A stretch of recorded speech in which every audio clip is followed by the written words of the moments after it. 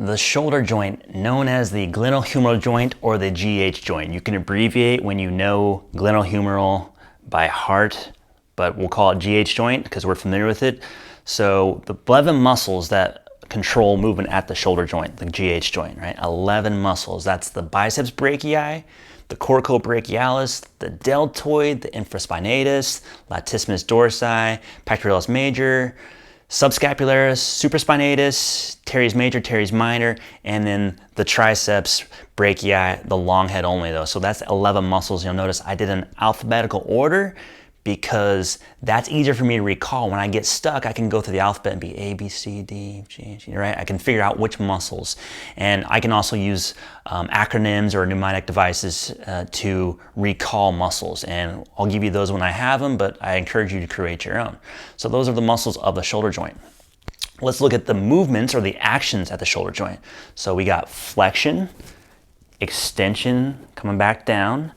We have abduction, right, away from the midline. Adduction brings it back in.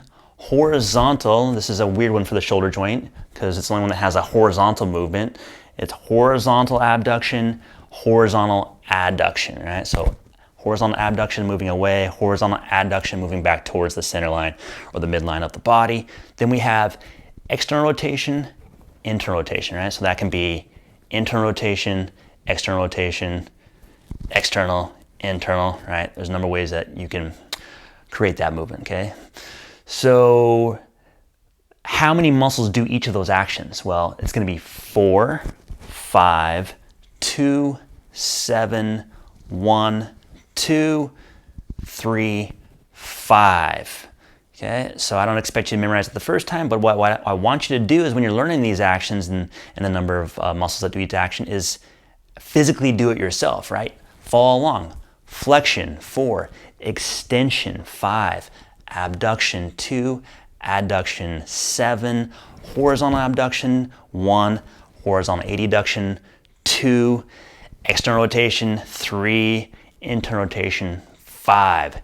And you'll just get it down by heart. You'll be like 4, 5, 2, 7, 1, 2, 3, 5. That's what's going to happen, and it will happen in a very short time, hopefully for you. It should. Follow the tips in this course, and I think you'll be able to pick it up really, really quickly. And like anything, the more you practice it, the better you get. Okay, so some ways that I learned to kind of recall that when I'm first learning it is I rely heavily on memory devices. Okay, so 4 is easy just because it's the first one. 4. I always go in the same order. I always go flexion, extension. I do the same exact order every single time.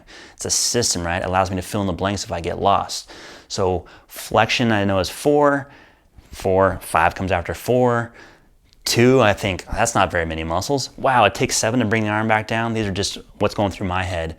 1, 2, because it looks like I'm winding up for a punch, so I'm gonna give you the old 1, 2. So it's 1, 2, 3, I just remember because I'm filling in the blanks. 5, I think like I'm giving somebody a high five.